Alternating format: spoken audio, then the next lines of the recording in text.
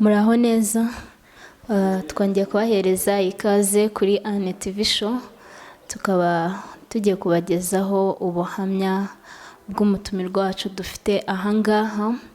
Tukaba tugiye gutangira atwibwira amazina yiwe.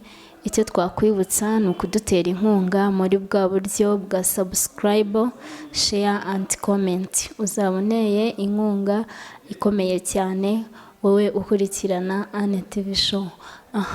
Turakwakiriye neza. Murakoze cyane, Imana ibahe umugisha. Amazina yanjye nitwa Musabirabeza Rosine. Ndi umukobwa ndibana, ntuye aho bita Nyiramatuntu. Ariko nyine ndacyari umukobwa. Mfite imyaka 31. Naje gufatanya namwe.